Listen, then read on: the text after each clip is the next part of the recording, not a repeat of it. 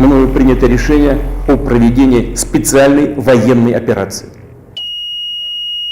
Hello and welcome to my first video on my channel Geopolitical Ways. On this channel I'll talk about the complexity of the geopolitical world in a simple, easy to understand language. Today's topic is the Russia-Ukraine war and question, could we spot any warning signs before the Russian invasion of Ukraine? At the beginning of 2021, many top European politicians were considering the possible Russian invasion of Ukraine as an unlikely event, and they thought Putin's rhetoric bluff. Joseph Borrell, who is European Foreign and Security Policy Chief, said, "We did not believe that the war was coming. The Americans were telling us they will attack, and we were quite reluctant to believe it." They thought it was a threatening force for sure, but they also thought that the Russians didn't have all the necessary resources in place and would not fight a full-scale war with Ukraine. In December 2021, about 46% of Ukrainians believed that escalation of the conflict was possible. What is quite unbelievable that the European politicians didn't believe that Russia would invade even days before Putin ordered the attack of Ukraine. While the US and some European countries, especially those neighboring with Russia, were banging a drum saying that the invasion was imminent, European politicians still didn't believe this would happen. President of the European Commission, Ursula von der Leyen, said, "One lesson from this war is we should have listened to those who know Putin." And then she adds, "They have been telling us for years that Putin would not stop." On the 20th of February 2022, Vladimir Putin announced so-called special military operation that meant an invasion of Ukraine. But I just wonder, were there any warning signs before these events that Vladimir Putin was creating a master plan to restore the Soviet Union's power of influence? To answer this question, we have to go back to when Vladimir Putin was taking over the country as a president of Russian Federation. His presidential journey started on 31st of December 1999. Boris Yeltsin unexpectedly resigned, and according to the Constitution of Russia, Putin became acting president of the Russian Federation. Now listen to Vladimir Putin's first New Year's Eve speech and how he talks about the freedom of speech. Дорогие друзья, сегодня, в новогоднюю ночь, я, как и вы, с родными и друзьями, свобода слова, свобода совести, свобода средств массовой информации, права собственности, эти основополагающие элементы цивилизованного общества. The difference between this speech and today's situation in Russia is absolutely staggering. Let's look at the 5 warning signs suggesting that Vladimir Putin was preparing a plan to invade Ukraine from the day 1 in the office.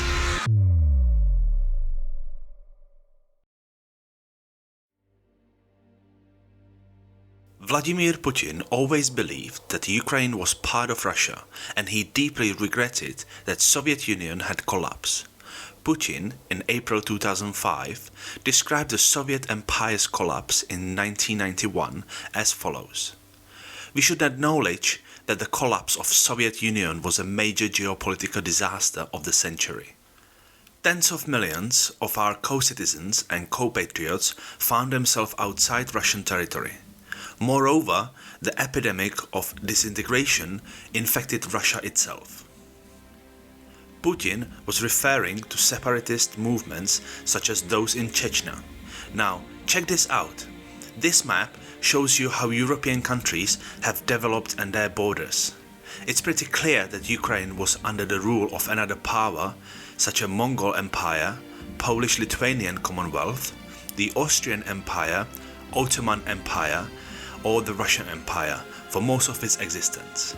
Russia ruled over Ukraine with one exception from the half of the century until collapse of the Soviet Union in 1991.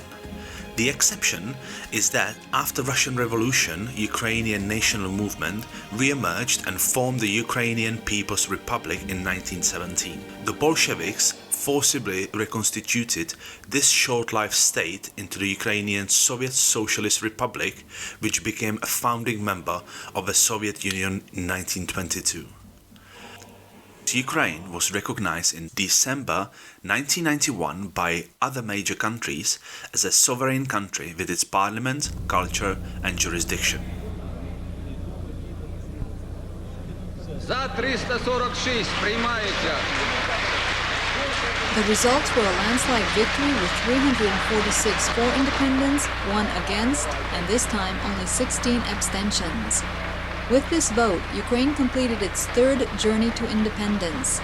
Одного из партийных лидеров, что вообще недопустимо. Even Boris Yeltsin, former leader of the Soviet Union, recognized Ukraine as a sovereign country on the 2nd of December 1991. So Putin can't claim Ukraine because Russians used to rule over Ukraine in the past. If you want to watch the whole video with the map of evolving Europe, I left the link down below in the description. Also, the former Nationalist Security Advisor of the United States, John Bolton, thinks that Vladimir Putin's dream is to restore the power of the Soviet Union. He said for the Fox News after the annexation of Crimea in 2014. It's clear he wants to re-establish Russian hegemony within the space of the former Soviet Union. Ukraine is the biggest prize, that's what he's after.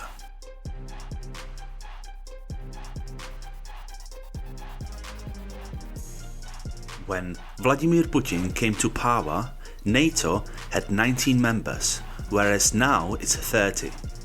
Russia found itself surrounded by NATO countries, which poses a national safety threat to Russia.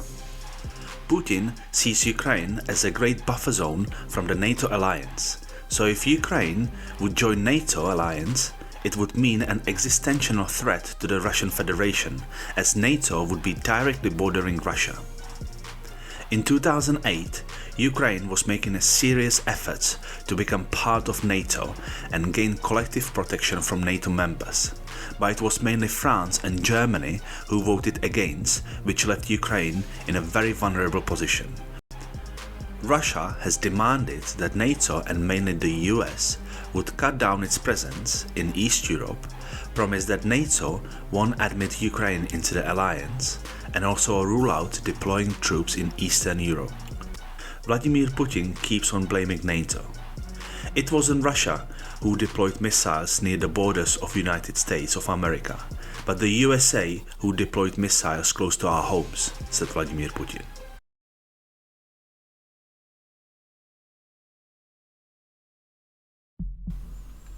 To gain unlimited power in Russia, Vladimir Putin had to eliminate anybody who could potentially stand between him and his political goals. One of the most publicly known cases is Alexander Litvinenko.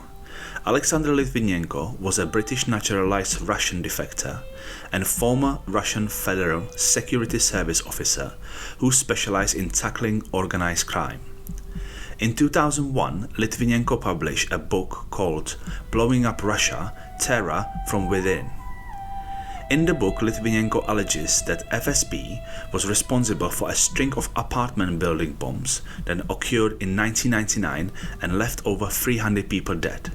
Когда произошли взрывы домов, я сразу понял, что это, вернее, не понял, правильно сказать, а у меня... In November 2006, Litvinenko fell ill and was hospitalized after poisoning by polonium-210. He passed away from the poisoning on 23rd of November. The events leading up to this are a matter of controversy, spawning numerous theories relating to this poisoning and death. In late 2021, the European Court of Human Rights ruled that Russia was involved in the assassination of Alexander Litvinenko and ordered Russia to pay Litvinenko's wife 100,000 euros in damages plus 22,500 in costs. Another case of very suspicious death is Mikhail Lesin.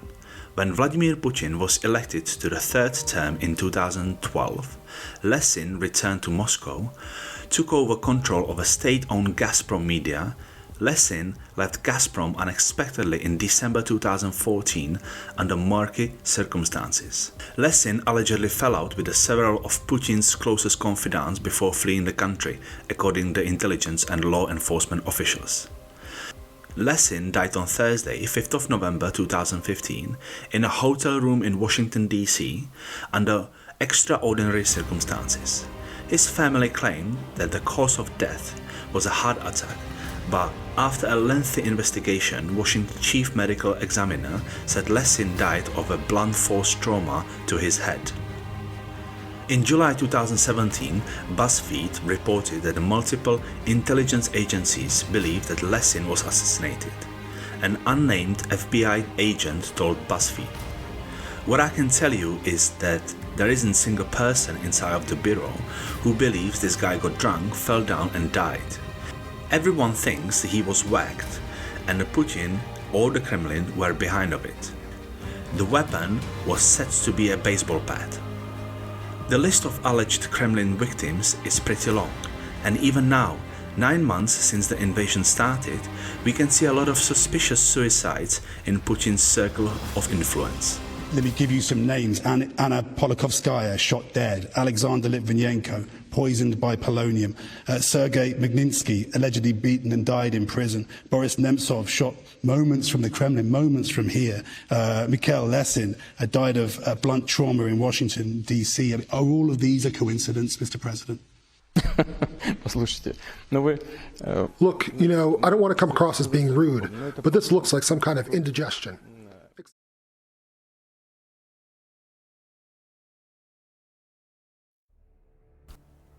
In September 1999, a series of explosions in Moscow, Buyansk and Volgodonsk killed more than 300 and injured 800 people. Putin as a prime minister blamed the Chechnya rebels. Russia's new leadership has intensified hostilities in Chechnya. Moscow claims to have made inroads against rebel positions in the south, and it's accusing Chechen fighters of using poison gas. Our Moscow correspondent Andrew Harding reports. Russian soldiers shout out Happy New Year as they send another shell hurtling into Grozny. Blaming the rebels was just an excuse to start a second Chechnya war, increasing Putin's popularity.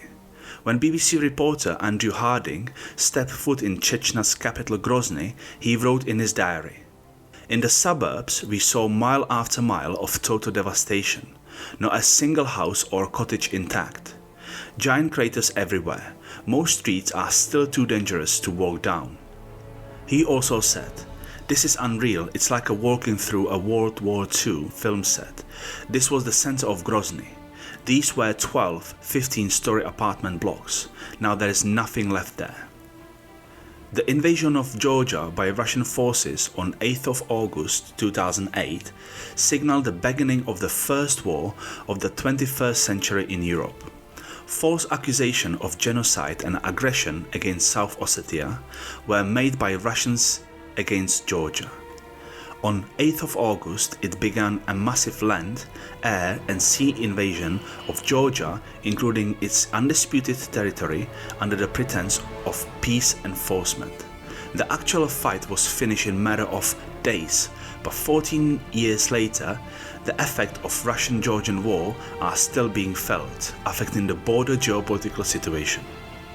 The purpose of these invasions was meant to increase Putin's popularity and flex Putin's muscles in front of a home and international audience, to show that he is a strong leader who can invade countries as he likes.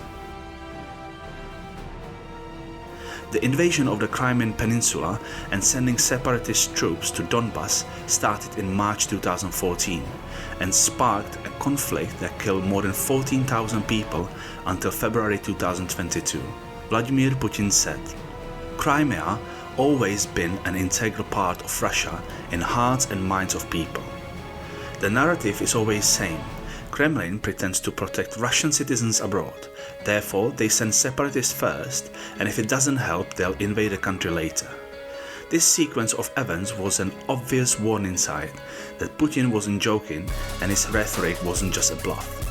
All these interventions were meant to strengthen Putin's position as a president of Russia and gain him more influence and power for his final stroke in 2022.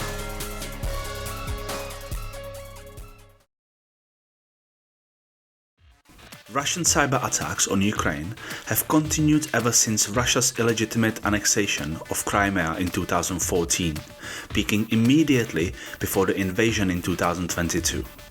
Russia officially declared war on Ukraine on 24th of February 2022.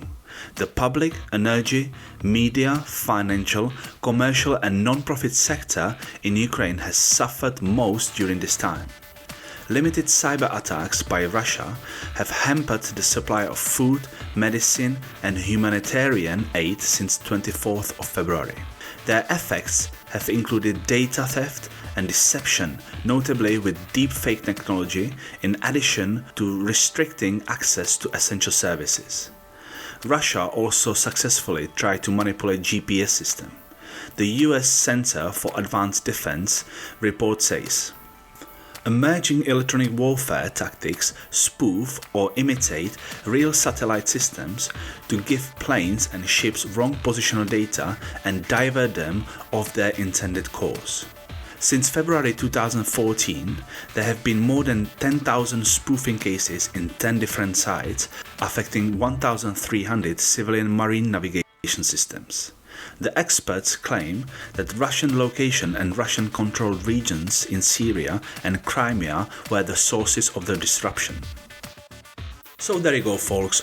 Overall, as you can see, Vladimir Putin didn't wake up one day and decide to airstrike Ukraine. It was a well-thought plan that's been in Putin's head since the Soviet Union has collapsed and he began striving for revenge.